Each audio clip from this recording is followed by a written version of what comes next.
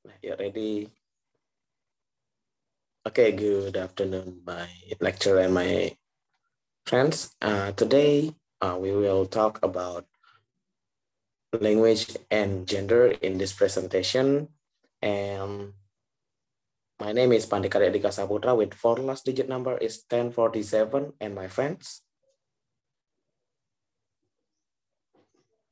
My name is Putu Radha Paramitha with the last 4-digit number is 1058. Okay, then let's we get started to the presentation. Next, please. So, language and gender. Jespenser work is what we be called folk linguistics today.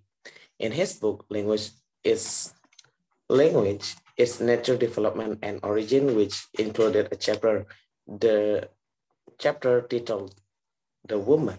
Jespenser focuses on the text that has suffered since 1970s as a touchstone of feminist narrative of the history of the discussion of language and gender.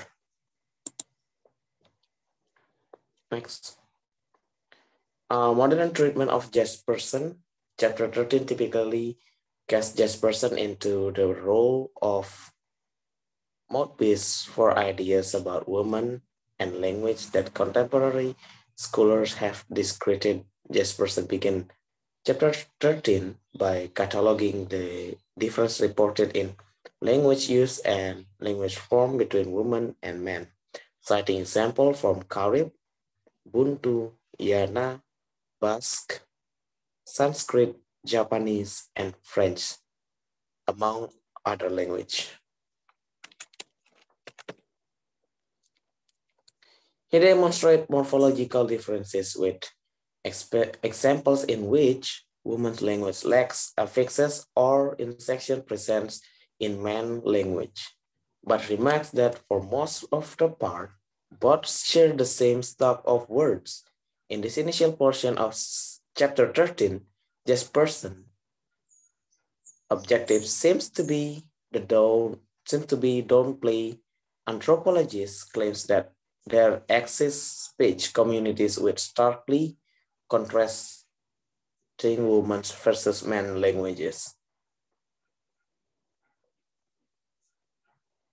And for the next slide will be discussed by my friend Radha. Thank you.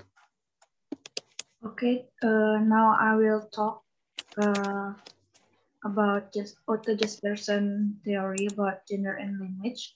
Jespenser then discusses example of the coinage of new words both by women and by men.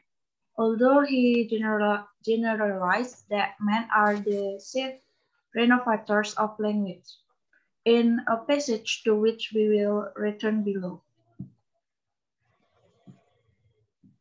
From here, Jespenser's discussion of gender and language changed shit into a loosely organized catalog of what he sees as the outstanding properties of woman's speech as opposite to that of men.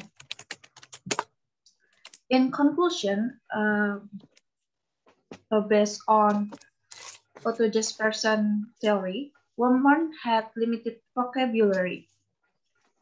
Women are delicate and easily offended, so prefer to avoid coarse and gross expression and use more veiled and indirect expression.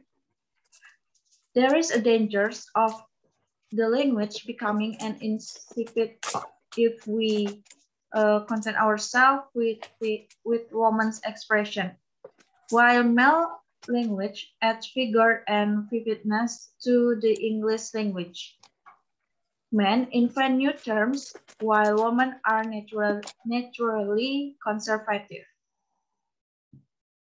So that's all about Otto Jespenser theory about gender and language. Thank you for your attention.